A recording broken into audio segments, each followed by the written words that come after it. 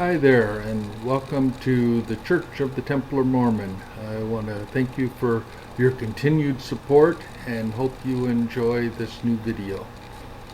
And of course, this is Dr. Rick. I'd like to talk about, a few years back, there was this book by Dan Brown, the deVici Code. It was very popular, and I guess it was very controversial. I know everybody was talking about it, and they eventually made a movie. The thing that surprised me is that it was so controversial, because the idea that Jesus was married, and he was married to Mary Magdalene, wasn't new to me. I mean, I had heard that my whole life. So, to me, I didn't understand the controversy. It's like, so what? He's married. And I remember I was speaking to some friends of mine once who were Catholic. And I had mentioned to them about Jesus being married, and the idea that the first miracle that Jesus did, turning water into wine, it was at a marriage party, that it was a belief among some Mormons that this wedding celebration was Jesus's wedding to Mary Magdalene. It made sense. I mean, why would they go to some guest in the party and tell them, we're out of wine, what are you going to do about it? It would be the person putting on the wedding. So I, was explaining that, and they had said, well, what about in the Bible where he talks to the wedding groom, the bridegroom? And I said, what bridegroom? So they got out their Catholic Bible, and they found the passage, and they read to me all this stuff where the bridegroom had came and thanked Jesus for changing the water to wine and saving his wedding. And I was like, that's not in my Bible. And they were like, yeah, that's what's wrong with these other religions. They take out the best stuff out of the Bible. Their Bibles are incomplete. And our Catholic Bible is the most complete Bible. And that's why the others are wrong. Well, I didn't know what to say to that at the time. That was it was new to me. I got something popped up here. Okay, so it was new to me, so I didn't say anything.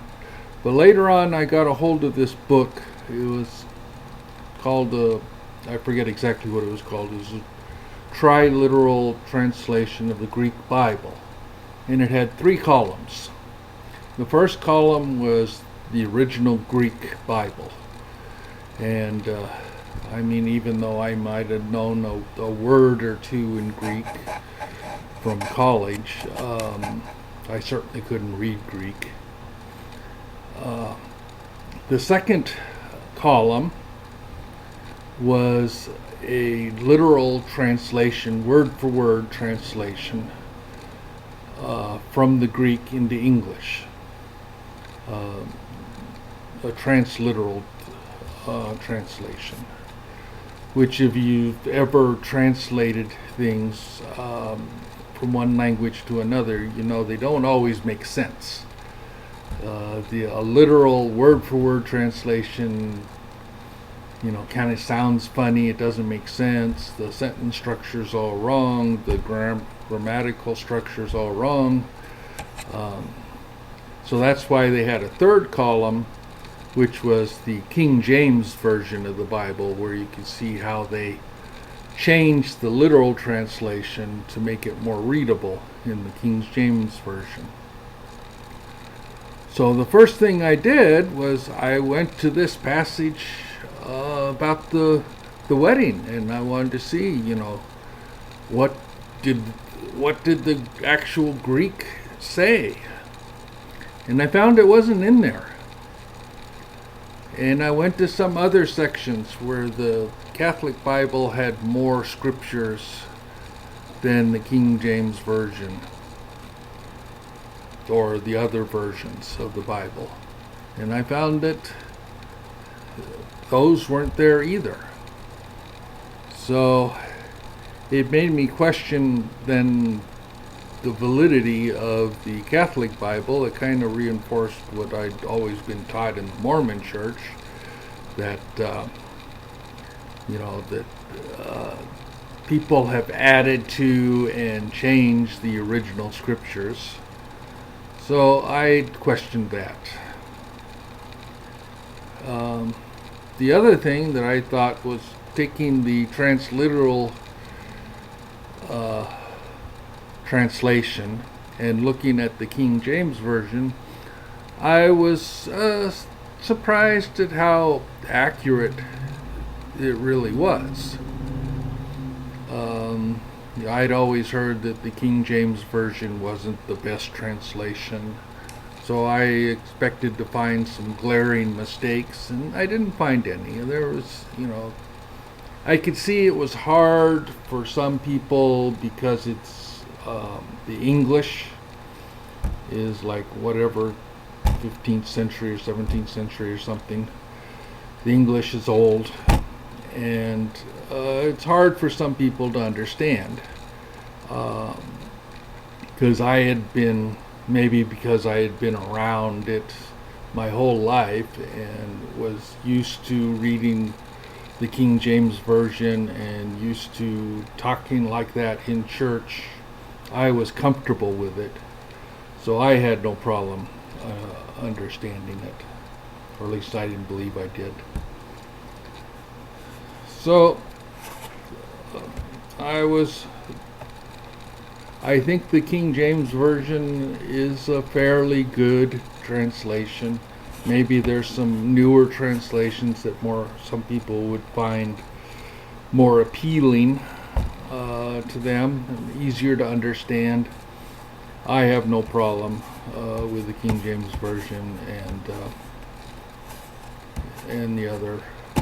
I don't know if the other ones would give you other problems in trying to translate it into more modern vernacular.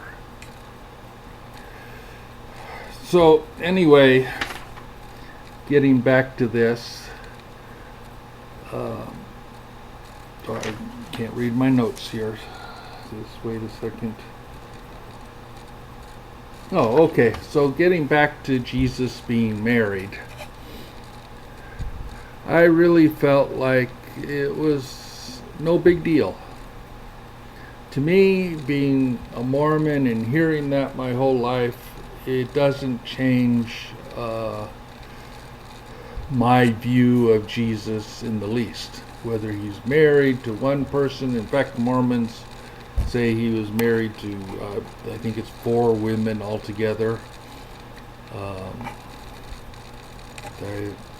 That may be just to justify polygamy, or it may have been tradition, who knows. But if he's married to Mary Magdalene or he's married to 4 women, the thing is what I know about history, which I'm not an English scholar, I'm not a history scholar, so I wouldn't consider myself an expert in history. But, you're talking about a time 2,000 years ago, a person living in a rural community. You're going to say he lived till he was 30, 33 years old and was never married. You're talking about times when people got married in their teens. There was no high school, there was no college. Well, not much of a college. Only very few people went to college. So the idea that a person could live that long and not be married, it was more reasonable to me that he would be married, and maybe married multiple times, who knows. To me, that's not a deal breaker, and that he has children, that's okay. Whether Joseph Smith was descended from Jesus, I mean, that's his claim, and I think that everybody has to take that, make that decision themselves whether they want to believe that. I don't think there's any records to show that he was descended from Jesus. But anyway, the fact that Jesus, was a man and had normal carnal urges that a man would have is just makes him more relatable for me. Instead of him being this perfect being, which I find less believable, that he never made a mistake, he never gave in to any passions. I mean, we know he drank wine. You're going to say he never got drunk, and he hung out with prostitutes and tax collectors, and I just feel that it's more reasonable for me to believe that Jesus was married, and had relations, and maybe had children, and maybe had multiple children, or probably did have multiple children. I find that more believable than this idealized version of Jesus that a lot of other churches have. So I'm going to end that right now, and we'll talk more about this in future videos. I hope you come back, and I hope you subscribe to my channel, and feel free to donate to help this ministry continue. I do it out of my home, so I don't need thousands of dollars, but whatever you can donate would be very helpful in keeping this ministry alive. And thank you.